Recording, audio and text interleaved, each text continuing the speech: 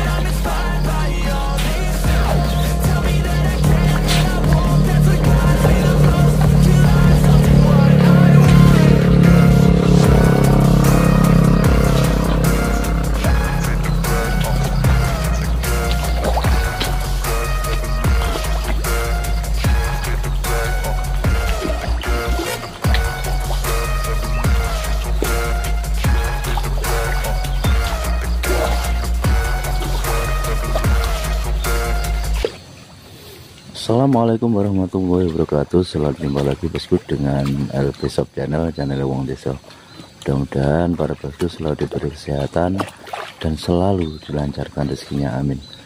Oke bosku, kali ini kita akan sharing tetap masalah budidaya ikan gurame bosku.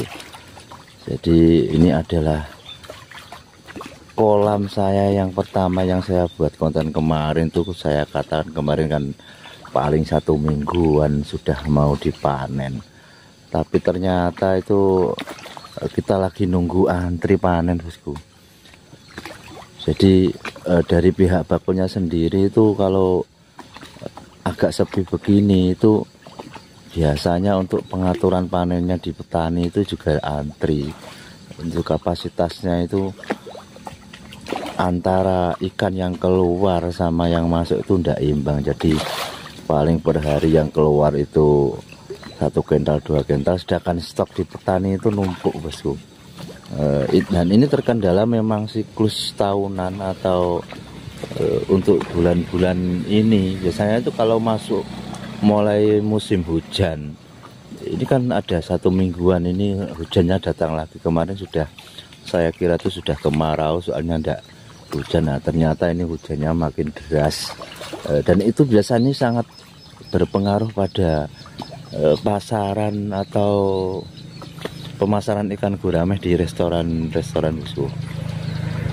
Soalnya untuk restorannya pun itu kalau hujannya gerceh, pagi hujan, sore hujan sampai malam itu ya pasarnya yang jelas tambah lesu. Waktunya orang itu cari-cari makan, hujan terus ya terkadang males. Sampai itu juga mungkin terkendala juga dengan perekonomian di awal-awal tahun 2003 ini, katanya infonya itu makin agak melemah lah untuk ya beli masyarakat, dan itu pun terjadi pada sektor-sektor lain.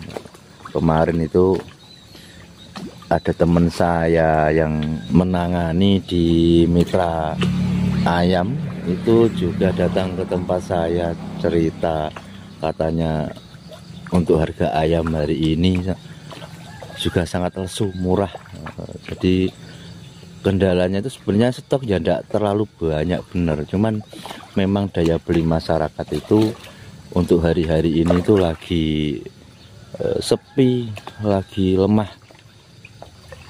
Ya mudah-mudahan nanti mungkin ya 1 mingguan ke depan lah bisa dipanen untuk kolam saya yang kecil ini.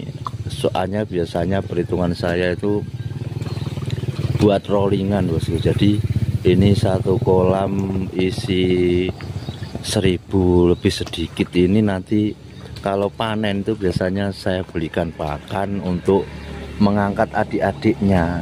Jadi entah nanti dapat berapa kental, itu nanti saya belikan pakan untuk mengangkat adik-adiknya yang ukurannya di bawahnya lah. Nanti habis pakan dari satu kolam ini, hasil penjualan satu kolam biasanya sudah ada lagi yang panen lagi. Begitulah seterusnya, jadi berjalan terus. Yang intinya tuh semakin banyak kolam yang jelas akan semakin ringan untuk di biaya pakannya. Soalnya kalau kolam itu bosku, jadi kalau kita berniat budidaya ikan gurame, perhitungannya kemarin saya sudah buat konten tentang pembuatan kolam. Itu biayanya sudah detail saya cantumkan di situ. Jadi antara biaya pembuatan kolam sama bibitnya itu nanti habisnya itu yang banyak malah di pakannya bosku. Jadi paling kolam sama bibit itu nanti cuman ya 50% lah, 40% 50% yang banyak itu justru di pakannya. Jadi di pakan itu bisa 50% lebih, bahkan bisa 70% lebih dari anggaran biaya. Soalnya pakannya itu mahal, apalagi kalau pakan ini kan kabarnya naik terus. Jadi biayanya itu daripada pembuatan kolam sama bibitnya itu lebih banyak di pakannya. Jadi kalau kita mau budidaya ikan gurame, hal-hal semacam itu harus kita pikirkan. Jadi bisa saja kita membuat kolam sama beli bibitnya. Nanti kedepannya untuk pakannya itu juga harus kita pikirkan bagaimana biar bisa berjalan. Kalau yang sudah berjalan kolamnya itu banyak, ya bisa memutar seperti ini. Cuman kalau masih pemula itu biasanya berat di pakannya itu nanti. Cuman enaknya kalau gurame itu bosku, yang penting dana itu tidak harus full 100% dari anggaran. Umpamanya ikan 2.500 itu anggarannya kolam, bibit, plus pakan itu ya, kalau uang 20 juta itu habis ya. 20 juta lebih lah nanti sama pakan 20 juta sampai 25 juta. Itu nanti tidak harus tersedia semuanya, paling tidak ada atau 30% dari dana yang dibutuhkan itu sudah bisa berjalan. Umpamanya yang dana yang dibutuhkan awalnya itu untuk buat kolam sama beli bibitnya.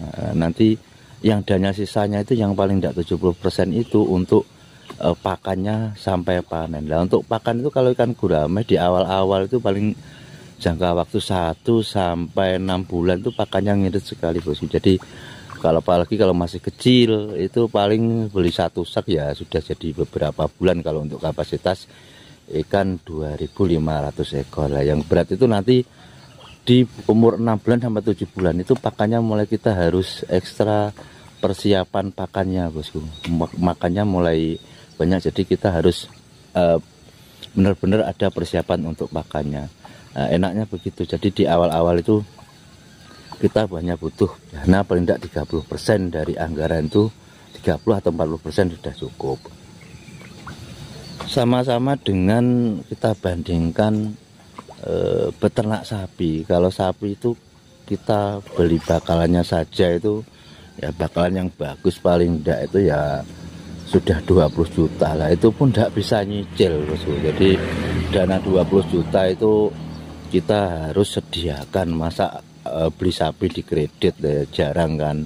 Beli sapi bayar separuh, rata-rata ya cash kalau beli sapi lah. Kalau untuk ikan gurame itu dana senilai 20 juta atau 25 juta anggaran itu nanti sudah ada 30%-nya sudah bisa jalan di awal untuk pembuatan kolam dan bibitnya. Untuk pakan dan selanjutnya itu sambil jalan nanti. Yang penting di umur-umur 6 bulan sampai 7 bulan itu persiapan makan mulai agak banyak lah, mulai rutin itu makannya habisnya sudah mulai banyak.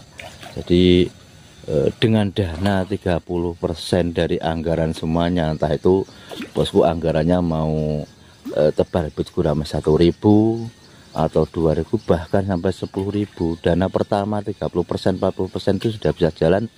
Terus kedepannya yang sisanya itu nanti sambil jalan tidak masalah. Soalnya kalau di awal itu kalau sudah dipersiapkan dana full 100% ya eman-eman duitnya nganggur. Maka masalahnya makannya ikan gurame kalau masih kecil itu tidak banyak, itu habisnya cuma sedikit. Daripada uang nganggur kan bisa diputar lagi. Kalau bagi yang sudah punya uang, kalau belum punya dana ya sambil jalan tidak masalah. Kalau saya itu teorinya Di awal-awal dulu baru 1 kolam 2 kolam itu begitu bosku. Jadi saya bikin 1 kolam itu panen ya langsung saya alokasikan lagi ke kolam. Jadi umpamanya saya panen 1 ton ya, dari penjualan itu langsung saya bikin kolam lagi sama bibitnya. Nah nanti sisanya itu kan sudah tidak nutut buat pakan ke depannya ya, semua itu sambil jalan. Jadi tidak berangkat terus duitnya nyenuk enek ya, ndak. Jadi sambil jalan kita nyari-nyari, alhamdulillah juga berhasil. Yang penting kita berhati-hati dalam menjalankan uang untuk budidaya ikan gurame. Nah nanti kalau sudah punya 1-2 kolam seperti ini ya sudah agak mudah, soalnya yang panen ini untuk makan adiknya lah. Nanti ketemunya biasanya itu di akhir putaran. Kalau umpamanya seperti saya bilang kemarin ikan 20.000, di 10.000 yang terakhir itu murni dari putaran keuntungan. Jadi untungannya alhamdulillah ya bisa ngumpulnya di situ. Tapi di awal-awal dulu baru punya 1 kolam ya sama bosku, kita juga mumet mikirkan pakannya. Jadi yang penting saya itu punya buat kolam sama bibitnya, nanti yang kedepannya sambil jalan. Alhamdulillah bisa jalan. Nanti tahun kedua ketiga mungkin akan lebih ringan lagi bosku. Jadi ini sharing-sharingnya buat bosku, mudah-mudahan lah 1 kolam ini nanti cepat lancar, bakulnya cepat bisa ngambil. Mungkin ya 1 mingguan ke depan sudah bisa ngambil, soalnya saya sudah antri panen dari kemarin tapi belum ada, memang pasar sepi. Akhirnya saya cukup sekian dulu bosku. Mudah-mudahan sedikit sharing ini ada manfaat gunanya juga buat penyemangat para bosku, khususnya bagi para pemula yang baru memulai usaha di bidang budidaya ikan gurame. Akhirnya tetap semangat, saya akhiri. Assalamualaikum warahmatullahi wabarakatuh.